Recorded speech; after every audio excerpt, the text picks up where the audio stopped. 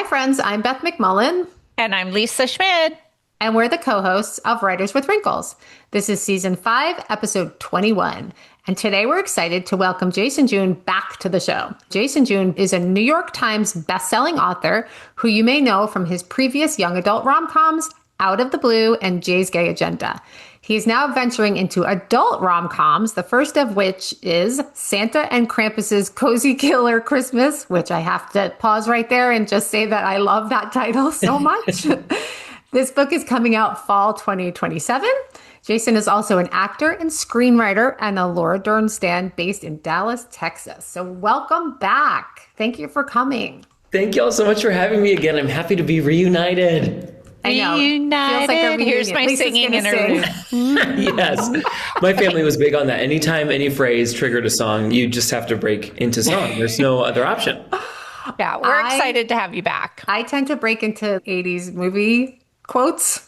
We all have our thing. Lisa sings, I quote. I've also done this thing recently and we can't figure out. I'm making weird noises. I think I'm feeling the world has crushed me.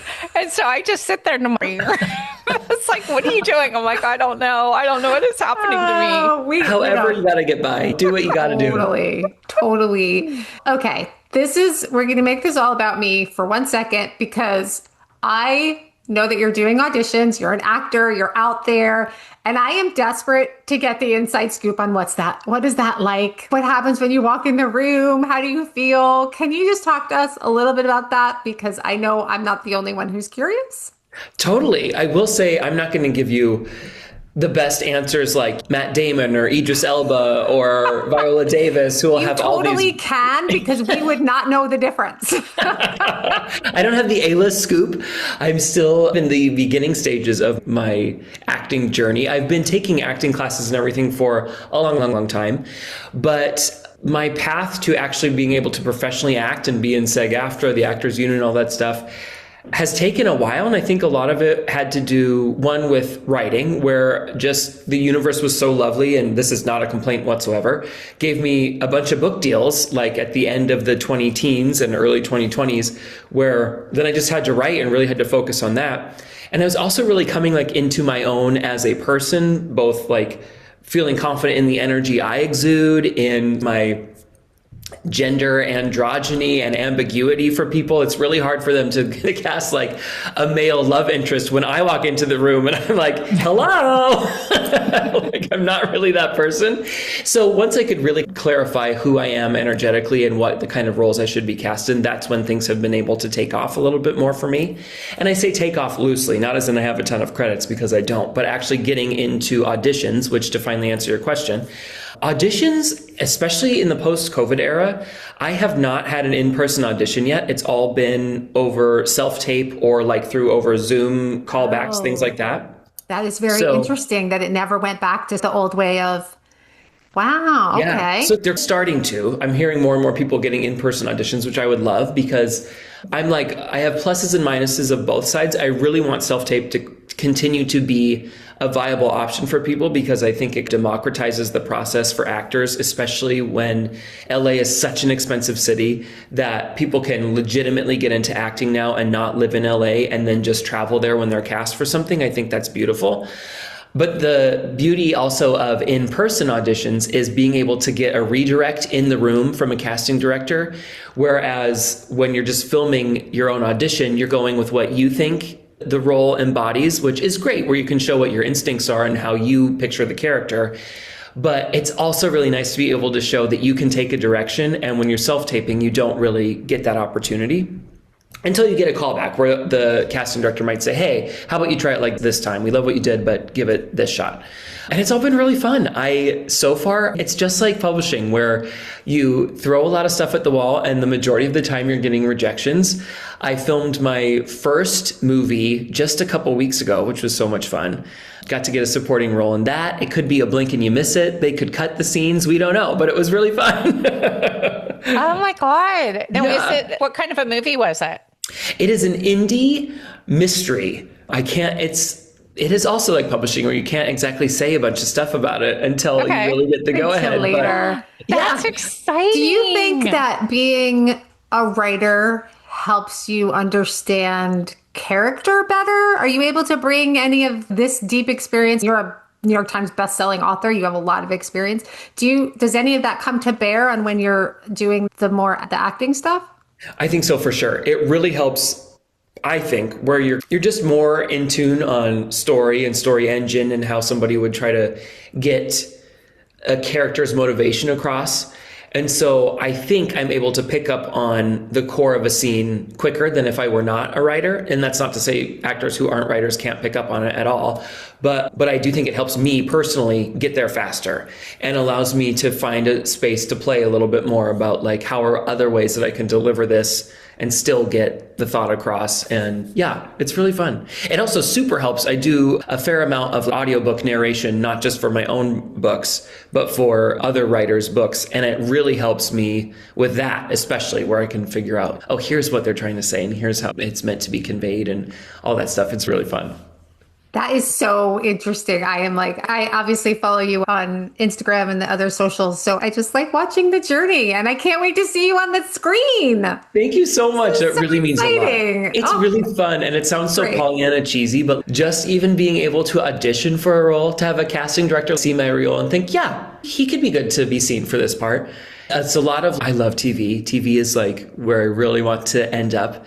And I'll audition for a lot of 1 or 2 or 3 line co-star roles. And that's just so fun. It's, oh my God, somebody at like yesterday or a couple days ago, I just filmed an audition for Apple TV. And I was like, somebody at Apple TV is watching this audition. And it just blows my freaking mind that there's even that. Even if I get told no, the vast majority of the time, we're talking like 99.9% of the time. To know that it's being seen is cool. That's amazing. And it does actually sound like the training that authors go through of that rejection cycle, where most of it is a big fat no. Yeah. This probably feels like business as usual to you, where you're not traumatized by the no because you're like, it'll happen eventually. This is how it goes. Yes, totally. Like on the job training. Yeah, absolutely. And I think there's somehow my brain separates the two of writing and acting in terms of the joy of it all. For me with writing, I'm writing with the intention of readers reading it. I want to know that people can pick up this book and read it, whether it's at the library, whether it's digitally, whether they're buying a hard copy, whatever it is. With acting, the end goal, of course, is to be in movies and on TV would be fabulous. But just filming an audition, even though I know that is going nowhere publicly, to know that people are still watching it, that gives me that scratches the same itch as knowing I have a book out that somebody can go and check out at the library kind of thing. I don't know why that is. Well, I'm not like, but a ton of people aren't seeing it. I'm like, whatever, I'm having fun. And that is really what I want to do. It's like you're in that honeymoon phase when you're writing your first novel and you haven't gone through the meat grinder that is publishing yet. And you're still like, this is so fun. Yes. I love it. I was on a panel not that long ago with a couple of authors, and one of the audience asked for, sorry, I have a dog in here. It's a very long story. I may have to get up and let him out at some point. But one of the people in the group asked about, should I rewrite this entirely? It's a verse and I don't know if that works, but I like the verse and I'm enjoying it. And everybody gave their answer and it got to me and I was like, oh hell, if you're having fun and you're feeling joy and you're like into it, don't not do that. Do that. Do whatever it is that's bringing you that feeling of what you just described of, I am having a really good time. Why would you not do that? If you've managed to get to that point, just ride that baby. Seriously. Exactly. I think it's really important that we keep finding the joy in the art that we're creating. And I know that, again, that sounds so Pollyanna, that sounds so hokey, but it really is true. If you can't find the joy in it, then you need to do something else. I 100%. could not agree more. And that brings us really nicely into our first question of the day. See, there's the sound effect. Oh my God. I loved it. So it's so funny because Beth and I earlier today were talking about joy. That was like part of our conversation. And we're working on a top secret project that I can't tell you right now because it's top secret. Honestly. But it's bringing both of us a lot of joy. And one of the reasons that came about was because publishing hasn't been bringing us as much joy lately. Yeah. I think that's a diplomatic way of saying it. Yeah. So what is your take on the current state of the publishing industry? Because we see so much on threads, like people are really going through kind of I feel like it's a bad place right now with so many people feeling not joyful. What do you think? I agree. I do feel a greater sense of unease right now in publishing as a whole. I'm feeling a greater sense of unease about publishing as a whole. Just in terms of, it seems like everybody's overworked and stressed out on the publishing side. Mm-hmm. They're constantly getting new things thrown at them in terms of having to worry about AI, having to worry about the legality of how to make sure the books that they acquire don't have AI in them, how to make sure the books they are publishing aren't used to train AI. I think that's a lot of the issue there. And then I think another part of the issue, and this is where current writing authors come into play as well, is that we're seeing, I don't know if a shift is the right word, but we're seeing a greater role that self-publishing is playing in the success of authors. And for authors who have traditionally been traditionally published, how's that for an echo in one sentence? There is frustration at watching people be able to get books out so quickly and see success. Not frustration at the authors who are doing that, but frustration at the system of publishing that they are not getting books out quicker, that we have books that are completed and are just sitting there in the machine waiting for their turn to get cranked out, whether that's through copy editing, through edits, through line pages, whatever it is. That gets super frustrating. And I can't say that I'm speaking for every writer. I know for me, that's a big case right now. Is there's nothing that I have a 3-book adult romance deal that I'm working on right now. I'm very happy with the whole team. They've been lovely. But I am frustrated with how publishing itself works as an antiquated system. It has to get faster. And if it cannot get faster, then I think it should be expected from publishing that we'll see a minimum a lot more hybrid authors, or a lot more authors just being like, I'm going to shirk the system altogether and just have a self-publishing career. I think we're going to see a lot more people that we're over the stigma now that it used to be the bad stereotype of anybody who self-publishes just can't handle being edited. I don't think that's the case at all. I think, sure, there probably are some people that are just like, I'm going to crank something out and get it out there, and they're doing it more for them and whatever comes from it. I think there are a lot of people that are doing it because we have zero control in this industry. And oftentimes we can feel like the least important person in the process of our book becoming traditionally published when we're the one writing it. And again, I know it's that editors and contracts teams and marketers and all those things, they're not evil. They're not doing this because they want to hook an author and then see how they can torture them along the way. They're not doing it because of that. It's because the system itself is antiquated. There's not enough people staffed. We're taking too long to get things out so that any traditional published author, everyone says don't write to trends or whatever, but we see successes when people who are on trend are releasing a book at that moment. And that's something that self-published authors really have an advantage over traditionally published authors about. There's so many different reasons why you would pick self-published over traditional published or traditional over self-published. But I think a lot of the frustration that we're seeing now in publishing as a whole is coming both from the author side and from the publishing side, where we're all wondering why this is taking so long and why we have all of these complaints about something we worked so hard to get into, whether that was an author or as an editor or whatever side of creating a book we decided to go into. I think a lot of us are wondering right now, really, what is the source of all of our complaining? Because a lot of us are complaining.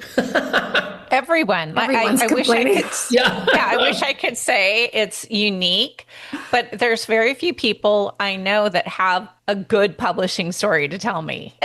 And that's also natural because everyone wants to talk about their angst of what's going on. It's a lot of people who are on book 2+. Yeah. Right. Your initial debut experience is unique because you have no idea what you don't know. So you're just like, oh, this is the way it is, blah, blah, blah. This is what I went through. And then by the time you hit 2 or 3, if you're that lucky, most people don't even get there. You start to see the flaws of the system that are really slowing you down. I feel that a lot. I feel like we're seeing so many more authors who they'll put something in the traditional pipeline, and then meanwhile, they'll write 3 or 4 of their genre, whatever, romance, mystery, cozy, whatever, pump those out because that's like filling the content desire of their fans. And these people are pros, so their stuff is good. They have a system where it gets edited well. I think what's going to be interesting with self-publishing is discovery, because trad publishing has this whole universe of salespeople and marketing. Not that always is successful, but they do have those people who are out there hand selling your books to Target and Costco and whatnot. And self-publishing doesn't have that. So it'll be interesting to see, because I think you're totally right. It's just like ramping up and the quality is pretty the same standard across the board. So what is going to be that mechanism that drives readers who maybe aren't a fan yet, but want to be or will be, to those self-published books? I think about that a lot. This is what I do with my time. Well, I'm reading, I keep talking about, there's the last 2 series I've read were both self-published. I had no idea because I just don't care. I'm not, you don't think, but the first, whenever I get that first book, I'm always like, ooh, who's the publisher? Who's this? Just because I'm in the industry, most people don't look at who the publisher is. And I'm like, holy crap, this is self-published. And it's awesome. And I've befriended the person. I become a fangirl. I'm like that weird person. I'm always like, hey, I'm reading your book and I tag them. And so but it's fun. It's fun that you're seeing this whole new level of, I don't know if she's ever even traditionally published. And she's got 7 or 8 books out and I'm following her. And every time one comes out, I'm like on it. I'm buying it. Yes. And that's the thing. It's like with somebody, especially someone like you who already has a built-in fan base. If you go self-publish, that's just going to continue on for you. That kind of level of success.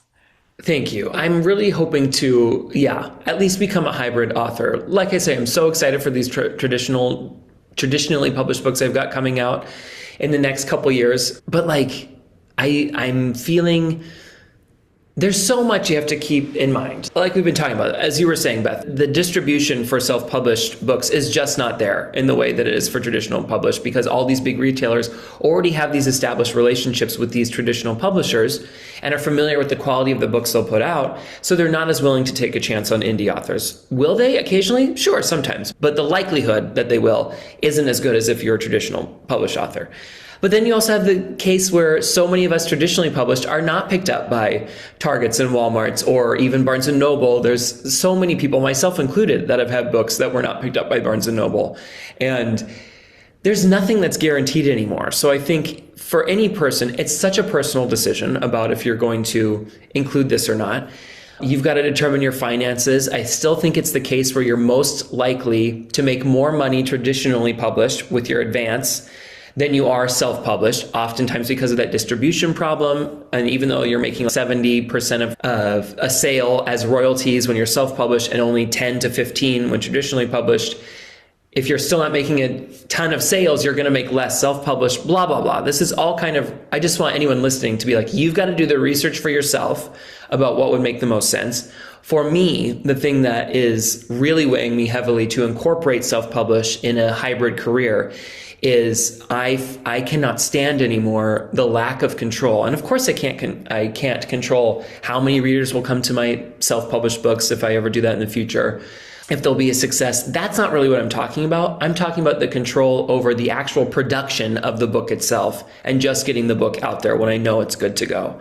Because we have there's so many books out there that have become huge, massive, millions of dollars worth of success that were self-published from a person just not waiting for somebody to tell them, oh, we don't think we can sell this, it's not right for the market, or, oh, you're going to have to wait 2 years, or, oh, whatever. Like the whole Dungeon Crawler Carl saga, which is so amazing, where Matt was just like, it's COVID and I need to put something out. I need to help my family make money and all these things. And so he just started making these, and they're really fun romps through a really cool world that people are just eating up. And he didn't wait for an editor to say, oh, but what if you change X, Y, and Z? He just went with his own artistic vision, and it's this massive success. I'm so excited for him and so happy for him. And while the likelihood that anything I create, I'm such a rambler, sorry. No, I'm with you. Yeah. While the likelihood I will never have a success like the Dungeon Crawler Carl series, what is most important to me right now is that control over getting stuff out to readers. I don't write just for fun. I write because it is fun, but also I write for readers. I feel like it's a part of my purpose for being on planet Earth is to help create escape for people from the bonkers world we live in. The things that have brought me so much of the most joy are things that can bring me that escape, and I want to return that favor. And so when I know I have a book that could be published tomorrow, if we had the infrastructure for it, and it's just waiting to go through the machine, it makes me want to pull out my hair, which is saying something because my hair is the source of my power. Seriously, I think that people are just deciding that they don't need permission. Yeah. From some person who you don't know, has only read a one-page query letter from you, and that's all they know about you and your work. And they're saying, no, not for me. I think giving yourself permission to just trust your own instincts and do it. It's like you said, maybe you never come up with the massive bazillion copy seller, but you don't know that. And if you haven't done it, then you're definitely not going to have the opportunity. I think it's a brave new world, and I am super interested in all of it myself, professionally, personally, all of those things. Well, ditto.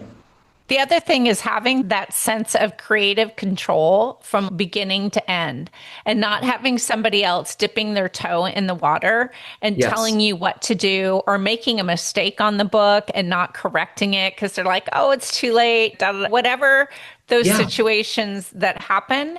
Whatever is in that book is yours to own, in the sense that you did it creatively from start to finish and nobody else had a say in it, which I think is a very joyful process. Just having space where you can just do what you want and own it. Satisfying, for sure. So we talked a little bit about how you see AI impacting the industry right now. And of course, that's the phrase on everybody's lips. What other changes have you seen in publishing that is making it more challenging for authors right now as opposed to when you started out? I think there's a lot more. The publishing tends to happen in waves, it feels, or cycles, it would probably be better, where things are a worry now, then all of a sudden they're not a worry at all, and the exact opposite of what people were thinking was going to happen has happened, and everything's great and rosy, and then it goes right back around to being like, oh wait, but here's the new problem, and things happen. So right now, versus when I was starting, which my first book came out in 2017, a picture book, and my young adult novel started coming out in 2021, there, in that time frame, in the first couple years during and just after the pandemic, there wasn't this huge concern of people not reading as much as it seems like there is right now. And a lot of that was because we were at home and people had so much more time. And that's why we saw those sales catapult during the years of the pandemic and just after, where people were reminded, oh yeah, it's really fun to read. And now I think we're in a moment where people who weren't natural readers beforehand are not reading anymore and aren't at home all the time scrolling through their phone, finding the next book talk trend in the way that they were before. I still think book talk is a thing and all that, but to the numbers that we saw, it doesn't feel like it's as prevalent as it was. And so it seems like there's more of a concern in publishing, both from authors and the business side. And a lot of times it even narrows down more until the age range that you're writing for. That it's like, how are we going to get readers interested? How do we kind of mold the book to hook the reader as opposed to just continue going on the way we're doing things and hope people come to us, which in a way that's nice. It's nice to see that publishing is like, we need to think about how we're going to hook readers as opposed to just doing the same thing and thinking that it's all magically going to heal itself, because it won't. But then there's another part of me that just thinks this is all cyclical and eventually readers will come back around. But I do think there needs to be a happy medium. So what's a good example? If you're writing middle grade, there's way less people buying middle grade right now, especially a middle grade, just straight up prose novel. But it seems like there's more middle grade graphic novels being purchased than before. Don't quote me on that because I don't know all the specific numbers, but I'm hearing more and more. It feels like I'm seeing a greater proportion in middle grade being attributed to graphic novels versus before. And that's amazing. I love that we're trying to get readers however we can get readers. But that's an example I'm trying to give of a shift in how can we keep this segment of publishing alive by hooking readers, meeting them where they're at, as opposed to trying to get them just to come to us. Yeah, it's just talking about middle grade because that's what I write. And yes. Wait, hold on. RIP. It's going to come back around. It will. Everything. Oh my God. I keep hearing that. But it's interesting. Even when I'm in Barnes and Noble and I'm watching kids, like in the book section, and they're all, and I've told this story before, they all go to the graphic novels. I remember facing mine out. Oh, look, there's some kids there. I'm just going to face it out. And I watched them just glaze over and walk by mine. There wasn't even, I'm going to pause and look at it. They are zeroed in on graphic novels. And you're right. It's whatever can bring them in. But like a regular prose book like mine, it's not. I have one on sub right now and I'm just like, okay, RIP. It just doesn't feel good. They have a whole new section in Barnes and Noble. I think it was Barnes and Noble, some big bookstore. Yeah, seriously. It's like, this is where we put all the books that are dead. Where all the dead books are. Look, graphic novels. Graphic novels for kids. It's like a whole section now, where it used to just be kind of integrated or a small little spot. Because I think that's what it makes sense if you think about the amount of screen time that kids are spending now and how they're getting trained. Their little brains are getting trained to absorb it that way. And graphic novel comes closer than 45,000 words. Totally. So no, go ahead. Oh, I was going to say, I think has a lot to do with it. It's just that media today is shaping the reading habits of the youngest generation of readers. And it's not the fault of the kids. It's not the fault of the writers. It's just how their brains are being trained. And we can't fault them for that. Yeah. I had two of my friends who had middle grades that they were talking about with their agents. One had gone out to different editors, and she had gotten the response that your writing is too old-fashioned, meaning it was old-fashioned, meaning 5 years ago. Do you know what I mean? Yeah. And then my other friend had an agent looking at hers and she said, I love all this, but this middle grade, this is too old fashioned. That's a word. Old fashioned means too many words. Too many words. That's exactly what it means. And I'm just like, oh my God, my writing is old fashioned. No wonder they're looking at it. And who's the granny writing this crap? Like, give us the graphic novels. It's so wild. That's actually really funny. God. Yeah. Okay, so I want to switch to something positive because you have built such an amazing community with all your writers. And so many times I've heard people say, do you follow Jason June? He just puts it out there. And you have really built this community around the fact that you are so transparent and so honest about your royalties and your advances. And what kind of conversations have you had and what inspired you to do it? Because nobody does this. Nobody talks about what they're making. And tell us about that. I wonder that when I get your wonderful newsletter, the Ventorship, if you haven't subscribed, please do. Jason June's newsletter, because it is so good. So anyway, go on. A lot of it came from, there were two big sources about why I really wanted to start Ventorship and just be honest about finances.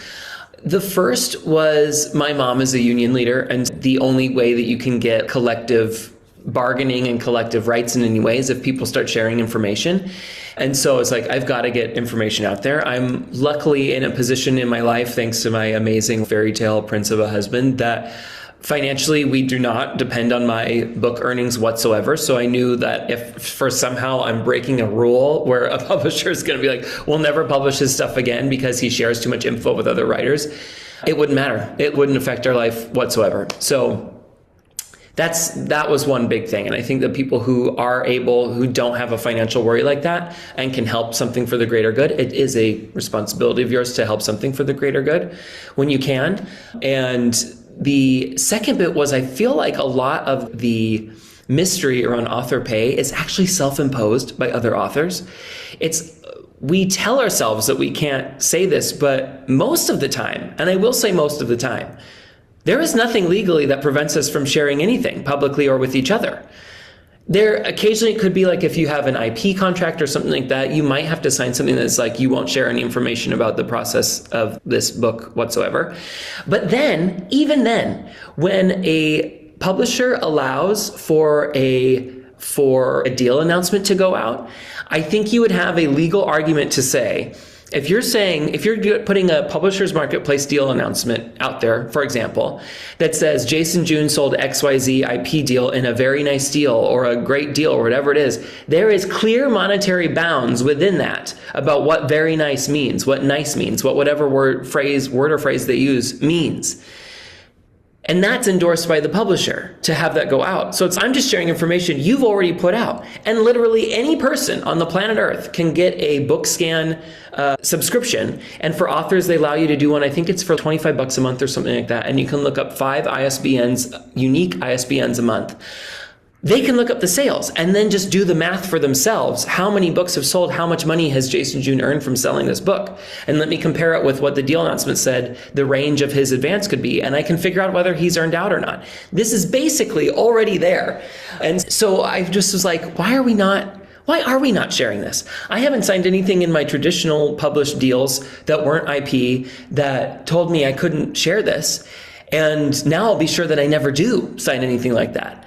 I think there's also part of the self-imposed thing is a little bit of ego from authors as well, where they might be like, oh, I only was paid $12,000 for this. Sometimes I've heard I'm getting paid $12,000 and it's for a 3-book deal and it's for novels. And I think sometimes people think that the size of their advance is equated to their actual worth as a writer, not just the monetary worth of your deal. And that's not the case. There are amazing books that weren't given an advance at all and were just on royalty share and all these things.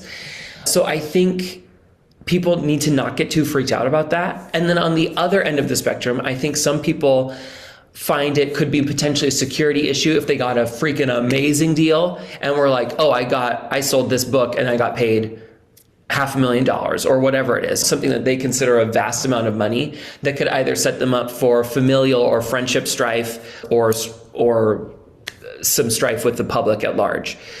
So I think that is part of it too. I don't share those concerns. That's not at all to say that I don't think anyone should have that. If you've got that concern, you got to do what's best and safe for you. But for me, I'm like, whatever, go ahead and know what it is. I think it's going to do greater good for me to share this information than it will me not. And right now, my advances are all very modest. But if they start getting way lower, if they start getting way higher, I still intend to share that information. Just a lot of the time, we'll hear Tom Cruise got paid $10 million to star in this film or whatever. Or so-and-so is making $250,000 an episode for their sitcom, whatever it is.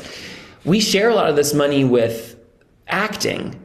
And we can extrapolate a little bit with music as well based on album streams and sales, which are way smaller. But we can do the math if you dig a little bit for how much people are making in other avenues.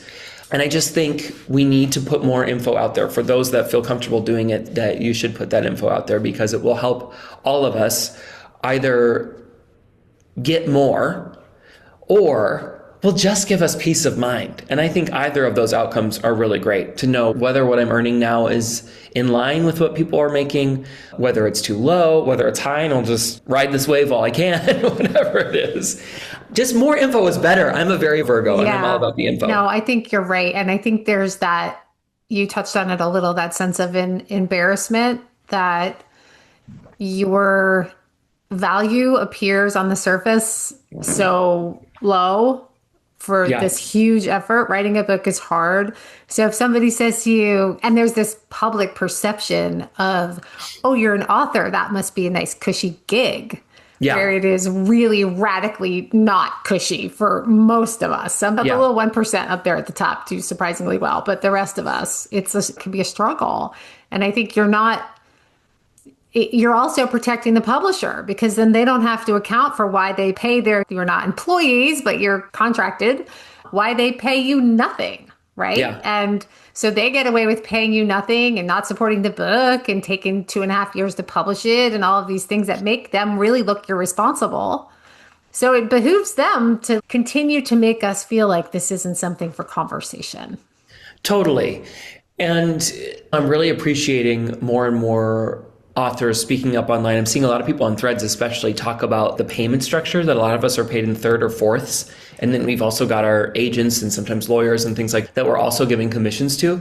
So I think it's becoming more and more a topic of conversation. I don't know that with it becoming more and more of a topic of conversation, if we're seeing any gains and advances. I would argue that we're seeing them lower. I know for me, my advances are getting lower. And I think that's just the nature of the beast in general right now, where it's a debut culture. Yeah, it's a debut culture. It's a lot of, we're going to publish a lot, and we know that what we lose from publishing a lot will be made up for the few things that really stick and strike in the cultural zeitgeist. So you being me in this situation, unfortunately have not had anything stick and become part of the cultural zeitgeist. The advances will get lower. And I don't blame publishers for that. That is simple math. That's how it should be. Someone who is selling way more or consistently selling way more should be making more on their advance than I should be. That should be rewarded in some way.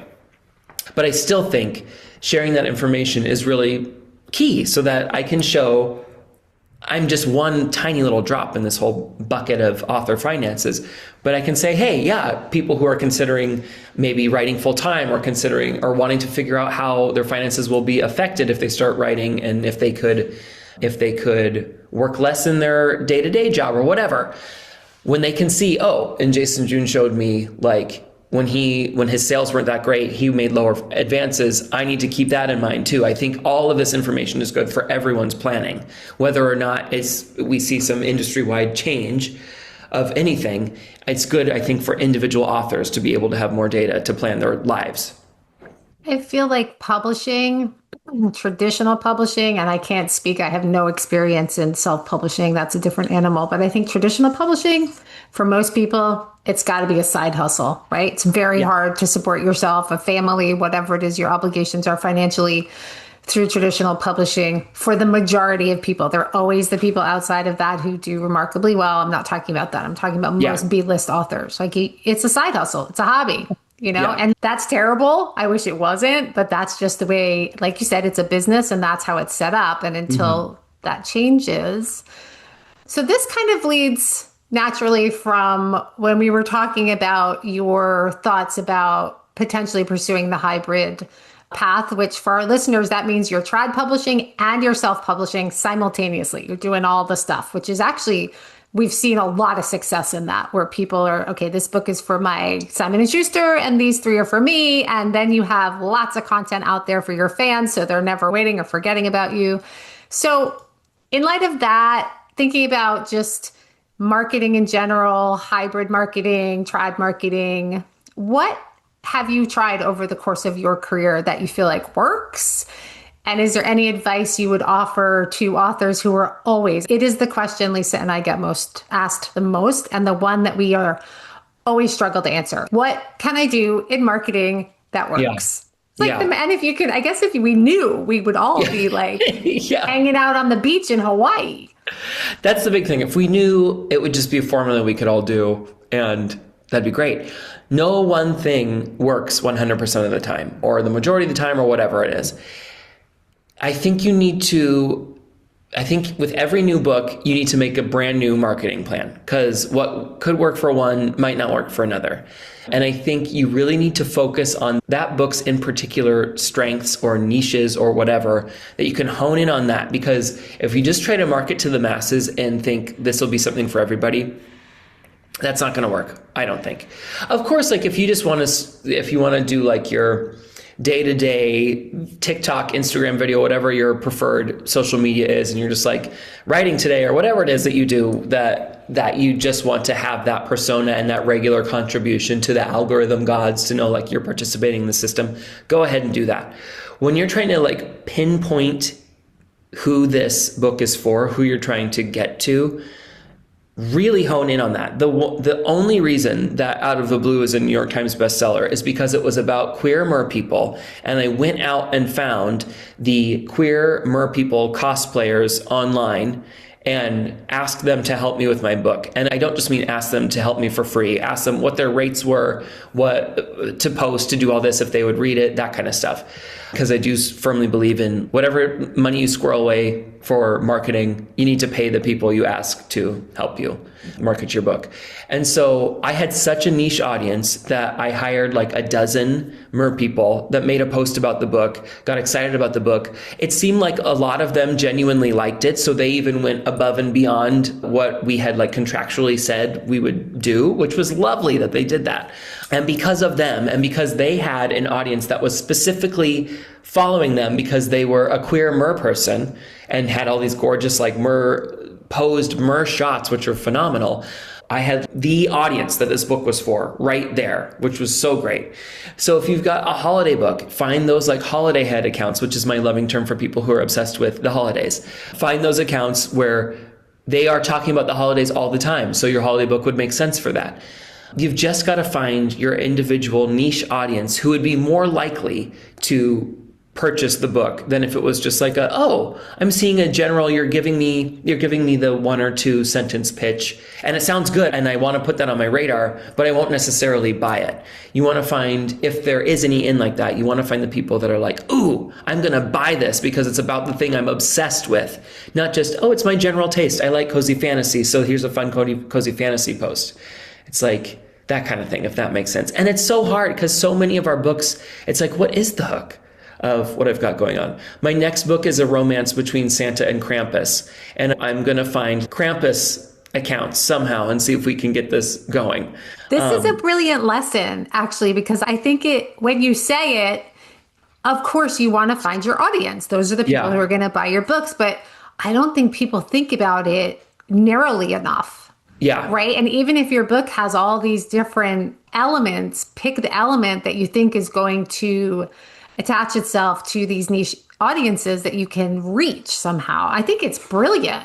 No, I mean, we're going to call it the mer principle because remember the mer. This is what you need to constantly be narrowing in on the people who are going to want the book because they're attached to this community. Yes. And sometimes it's so hard. I write a lot of, especially with my young adult rom-coms, I wrote a lot of contemporary romance.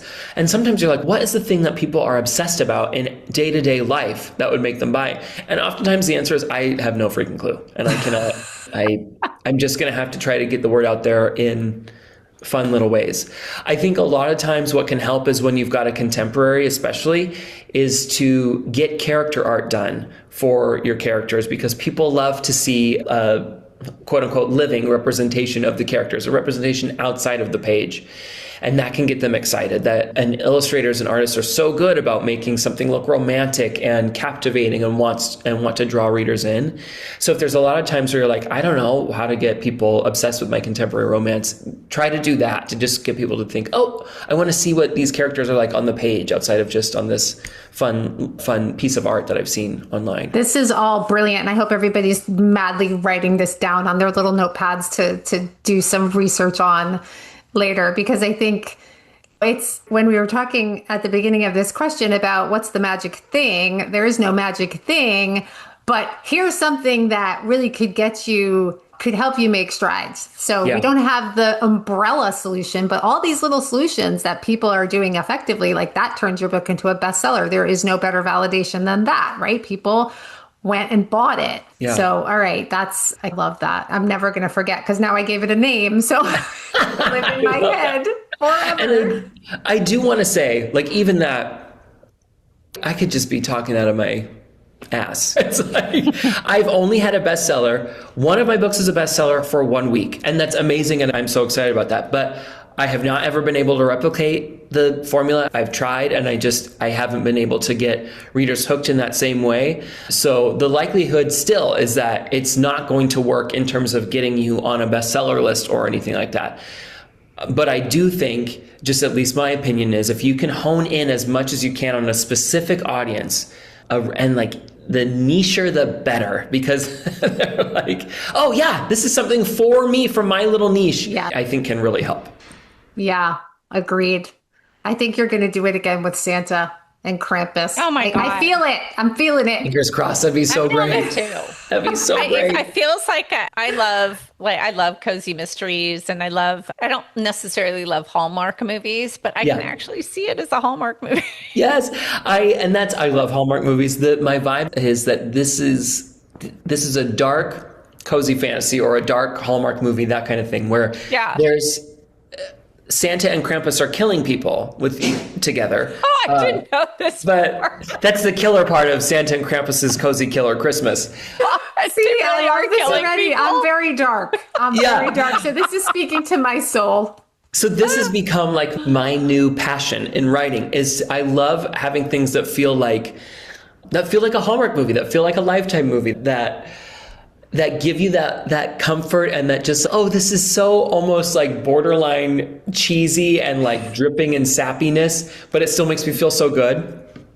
And I won't even say borderline, like fully cheesy, sappy. But I also want there to be a little bit of, oh God, where there's occasionally a murder that's described. And it's not described in a horrifying horror way. It's described in a fun, cozy way. But yeah, that guy got his hand caught in a blender at Orange Julius. Whoopsie daisy. Like, you know what's so funny? It's the element of the unexpected. I love the concept of two genres crashing into each other. And this reminds me, I don't know if you've been watching Widow's Bay. Yes, I'm like 6 episodes in. God. Really good. Is it a comedy? Is it a horror? What are we watching? All of the above. It's like every time I watch, I'm done. And I was like, you got to watch Widow's Bay. Like it's very good. Everybody is. But it's giving me that same kind of vibe. I love that. Thank you. Isn't that a good show though? That's such a good show. God. It's not, my books are not quite as scary as that. It's really all just sweet. And then the book except for the killing part. Well, except for the killing part. And they're only killing the people. The Krampus's lore in my world is that he's got a bad rep. He never killed kids, none of that. He only kills the people that, if they are allowed to survive, will literally lead to the destruction of the human race. That all of us will go extinct. So it's that idea of, you know how you always get posed that weird, morbid question of, if you had to kill one person to save 1 million people's lives, would you do it? It's like that kind of concept. Where Krampus is just the guy that unfortunately has to kill the one person to save 8 billion people's lives.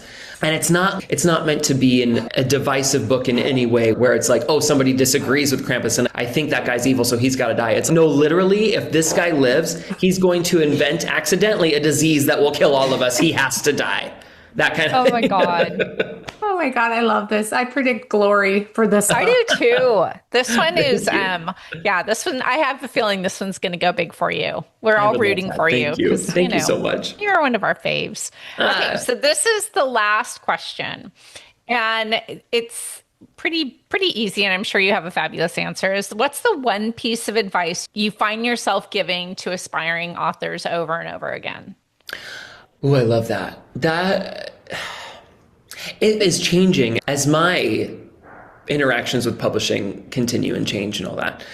One is, like we talked about at the beginning, is you've got to find the joy in it. And if you don't have the joy in it, you can of course want external markers. I want external markers all the time, and I am constantly jealous of people. I think jealousy is healthy. I think it's delusional to not acknowledge that it's there, that we're all hoping to become the next big thing, or most of us are hoping to become the next big thing.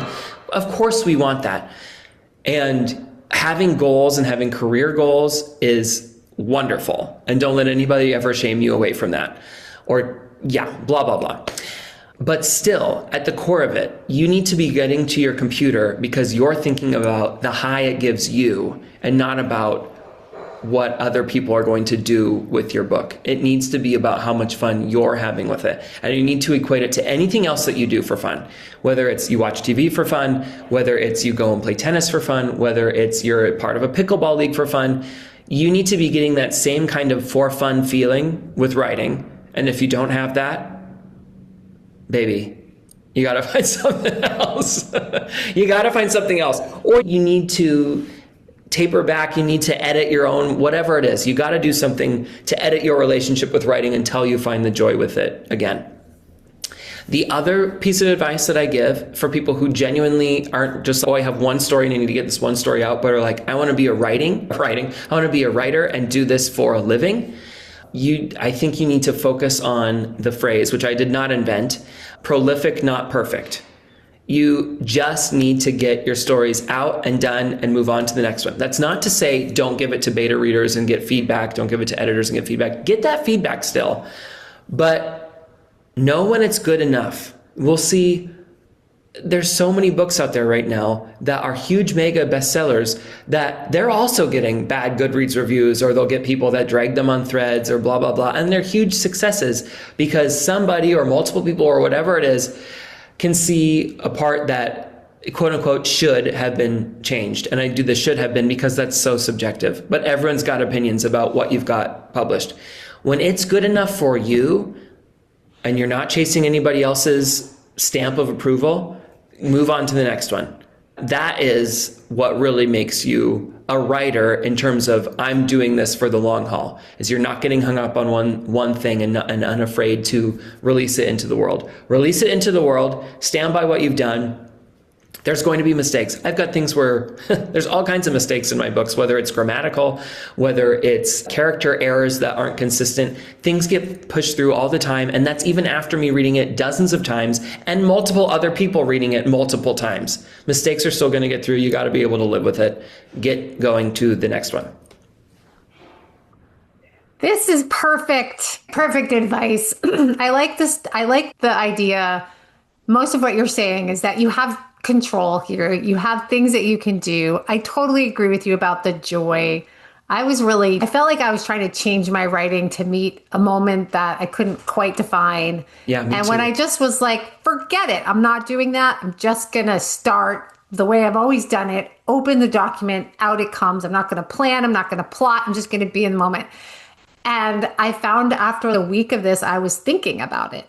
Thinking about the story when I wasn't doing it. And then I was like, oh God, I remember that feeling. That's a good feeling. But I think we get so churned up inside about the way we're supposed to do it as opposed to the way that feels good. Anyway, This is great. We have kept you a very long time and you have auditions and novels and so many things to do. But thank you so much for coming back. Lisa said you're one of our favorite guests. You absolutely are. We love having you on the show. You always have amazing things to share with our guests. Thank you so much. Thank you guys so much for having me again. You're both amazing and angels of light and love, and I'm honored to be back. Thank you. And listeners, remember you can find out more about Jason June and all that he is up to by visiting our podcast notes and the blog at Writers With Wrinkles. And I'll put links to everything that we've talked about in the show, so you can just grab those right there. And we will be back next time with an Ask Beth and Lisa episode. So if you have questions, thoughts, feelings, please send them our way. One more thing, we iron out the wrinkles for free every week. And we'd love if you can help us to keep doing that by leaving a review on Apple Podcasts. It takes about 2 minutes. Give us 5 stars and we won't tell anybody how easy it was for you to pull that off. And until next time, happy reading, writing, and listening.